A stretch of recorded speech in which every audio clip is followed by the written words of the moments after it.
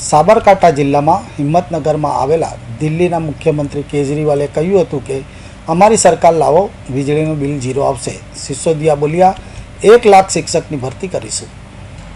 આમ આદમી પાર્ટીના રાષ્ટ્રીય સંયોજક અને દિલ્હીના સીએમ અરવિંદ કેજરીવાલ હિંમતનગર ખાતે આવી પહોંચ્યા હતા। અરવિંદ કેજરીવાલની સાથે મનીષ સિસોદિયા, ઇન્દ્રનીલ રાજ્યગુરુ, ગોપાલ ઇટાલિયા, ઈસુદાન ગઢવી સહિતના આપના હોદ્દેદારો ટાઉન હોલ ખાતે પહોંચ્યા હતા। સાબરકાંઠા જિલ્લાના મુખ્ય મથક હિંમતનગરમાં આમ આદમી પાર્ટીના સંયોજક અને દિલ્હીના મુખ્યમંત્રી અરવિંદ કેજરીવાલ અને નાયબ મુખ્યમંત્રી મનીષ સિસોદિયાની જાહેર સભાનું આયોજન કરવામાં આવ્યું છે, જ્યાં પહોંચતાની સાથે જ ટાઉન હોલની બહાર અરવિંદ કેજરીવાલ અને મનીષ સિસોદિયાનું ભવ્ય સ્વાગત કરવામાં આવ્યું હતું। કયા દિલ્હીના સીએમ કેજરીવાલે કહ્યું હતું કે 3 મહિનામાં જ વીજળીના બિલ ઝીરો કરી દઈશું।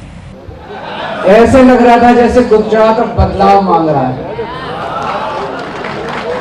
इसीलिए मनीष सिसोदिया के यहाँ सीबीआई की रेड हो रही है कि नहीं है? जबरदस्त माहौल है गुजरात के अंदर। 27 साल के गंदे शासन के बाद अब गुजरात बदलाव मांग रहा है।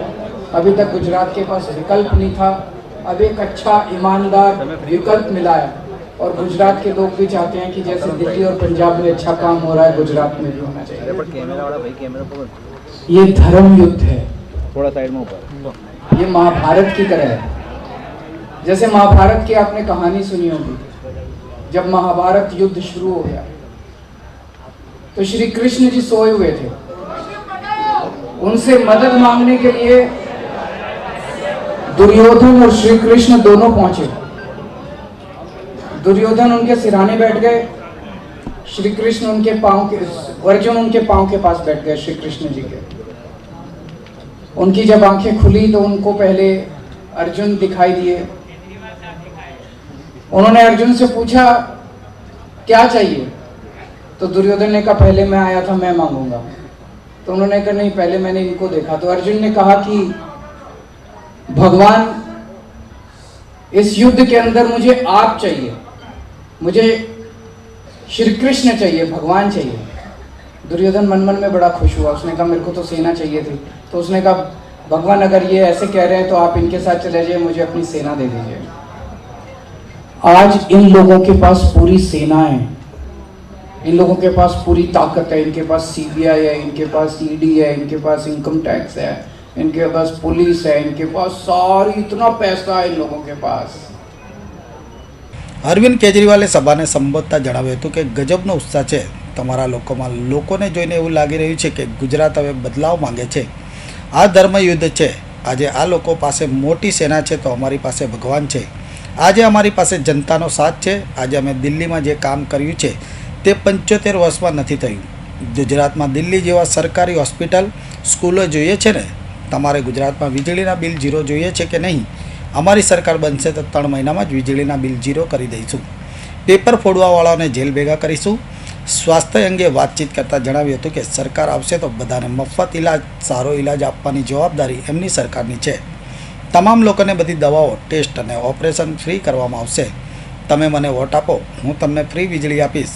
તમે મને વોટ આપો, હું તમને મફત ઇલાજ આપીશ। हमारे साथ श्री कृष्ण है, हमारे साथ भगवान है और अंत में जीत सच्चाई की होगी, भगवान की होगी। और जनता के, भगवान जनता के दिल में बसते हैं। जनता भगवान होती है, जनता जनार्दन होती है। आज जनता हमारे साथ है, ये जितना मर्जी हमें परेशान कर लें। आज दिल्ली में हमने शिक्षा और स्वास्थ्य में शानदार काम किया है। ऐसा काम किया है कि 75 साल, आज़ादी के 75 साल में इतना अच्छा काम कभी नहीं हुआ। जैसा भी मैं आपसे पूछ रहा था, मैंने आप लोगों से पूछा भाई सरकारी अस्पताल में कौन कौन लेके जाता है? कोई नहीं लेके जाता। दिल्ली में आजकल अमीर लोग भी सरकारी अस्पताल में अपना इलाज कराते हैं। यकीन नहीं होगा आपको, आपको लगेगा केजरीवाल झूठ बोल रहा है। मैं आपसे निवेदन करूंगा, जो जो आ सकते हैं एक बार दिल्ली का चक्कर काट के आओ, दिल्ली होके आओ, दिल्ली के लोगों से फोन करके दिल्ली के लोगों से पूछ लो। अगर दिल्ली में फोन करके पूछना, अगर कोई आदमी अगर आपको ये कह दे कि केजरीवाल अच्छा काम नहीं कर रहा, मुझे गुजरात में वोट मत देना। दिल्ली होके आओ, सरकारी अस्पतालों में घूम के आओ, सरकारी मोहल्ला क्लिनिक में घूम के आओ। दिल्ली के अंदर ग्रेटर कैलाश एक कॉलोनी है, सबसे अमीर लोग दिल्ली के वहां रहते हैं। દિલ્હીના નાયબ મુખ્યમંત્રી મનીષ સિસોદિયાએ જણાવ્યું હતું કે વાત માત્ર ગુજરાતમાં આમ આદમી પાર્ટીની સરકારની નથી. વાત એ છે કે ગુજરાતનો દરેક વાલી ઈચ્છે છે કે અમને પણ અમારા બાળકો માટે શાનદાર શિક્ષણ જોઈએ છે. આજે દિલ્હીની સરકારી શાળાઓ પ્રાઇવેટ શાળાઓ ટક્કર આપી રહી છે અને એટલે જ 4 લાખથી વધુ બાળકો પ્રાઇવેટ સ્કૂલ છોડીને સરકારી શાળામાં આવ્યા છે. ગુજરાતમાં અમારી સરકાર લાવો, એક જ વર્ષમાં 1 લાખ શિક્ષકોની ભરતી કરીશું. विद्या सहायकों तमाम समस्याओं पर उकेल लावीशु.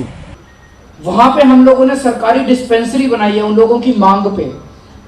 वहां पे इतने अमीर अमीर लोग सरकारी डिस्पेंसरी में जाते हैं, मैं आपको बता नहीं सकता, इतने अमीर लोग। आज इतना शानदार स्वास्थ्य का सिस्टम कर दिया। अब दिल्ली में अमीर लोग अपने बच्चों को प्राइवेट, बड़े बड़े प्राइवेट स्कूलों से निकाल के सरकारी स्कूल में भर्ती करा रहे हैं। जैसे मैं एक स्कूल में गया था अभी थोड़े दिन पहले, एक क्लास में गया, मैंने वहां बच्चों से पूछा सरकारी स्कूल में, मैंने कहा आप में से प्राइवेट स्कूल छोड़ के कौन आए हैं, हाथ खड़े करो। तो कई बच्चों ने हाथ खड़े किए कि हम प्राइवेट स्कूल से नाम कटवा के सरकारी स्कूल में आए हैं। मैंने एक बच्चे से पूछा कौन से स्कूल में पढ़ते थे, कौन से स्कूल से नाम कटवा के आए? बोला सेंट कोलंबस, दिल्ली का सबसे शानदार प्राइवेट स्कूल माना जाता है। प्राइवेट स्कूल में सेंट कोलंबस से नाम कटवा के दिल्ली के सरकारी स्कूल में आए हैं। गुजरात में भी ऐसे सरकारी अस्पताल और स्कूल चाहिए कि नहीं चाहिए? इसीलिए इन लोगों ने 2 महीने पहले झूठा केस बना के मेरे स्वास्थ्य मंत्री को अंदर कर दिया। 2 महीने से वो अंदर है, झूठा केस है बिल्कुल। अगर उसमें जरा सी भी सच्चाई होती, अगर सतेंद्र जैन हमारा स्वास्थ्य मंत्री जरा सा भी बेईमान होता, मैं उसको निकाल के बाहर कर देता। मैंने पहले एक मंत्री को किया था, मेरा एक मंत्री गड़बड़ कर रहा था, मैंने उसको निकाल के बाहर कर दिया। पंजाब में अभी हमारा एक मंत्री गड़बड़ कर रहा था, हमने खुद उसको निकाल के जेल भेज दिया, खुद हमने उसको भगवंत मान ने उसको निकाल के जेल भेज दिया। हम जरा सा भी, इतना सा भी भ्रष्टाचार बर्दाश्त नहीं करते। लेकिन वो भ्रष्टाचार नहीं देख रहे, उन्होंने 2 महीने पहले मेरे स्वास्थ्य मंत्री को अंदर कर दिया और अब ये मनीष सिसोदिया को अगले 3-4 दिन में जेल भेजना चाहते हैं। क्यों? ये चाहते हैं कि दिल्ली में जो शिक्षा और स्वास्थ्य का अच्छा काम चल रहा है वो बंद हो जाए, उनका ये मकसद है। ये तो गलत बात है।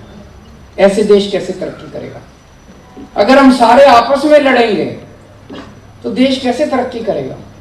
हमें तो ये सोचना चाहिए कि अगर दिल्ली के अंदर शिक्षा और स्वास्थ्य का इतना વિધાનસભામાં ચૂંટણીના પડઘમ વાગી રહ્યા છે ત્યારે આમ આદમી પાર્ટીના સંયોજક વારંવાર ગુજરાત આવી રહ્યા છે અને રાજ્યની પ્રજાને ગેરંટી આપી રહ્યા છે. ત્યારે આજે હિંમતનગરમાં આમ આદમી પાર્ટીની જાહેર સભા ડૉક્ટર નલિનકાંત ગાંધી ટાઉન હોલમાં યોજાઈ હતી, જ્યાં ઠેર ઠેર રોડ પર વાવટા લગાવવામાં આવ્યા હતા. તો ટાઉન હોલ પણ બેનરોથી ઢંકાઈ ગયો હતો. ઉમંગ રાવલ સાથે હિન્દ ટીવી ન્યૂઝ સાબરકાંઠા.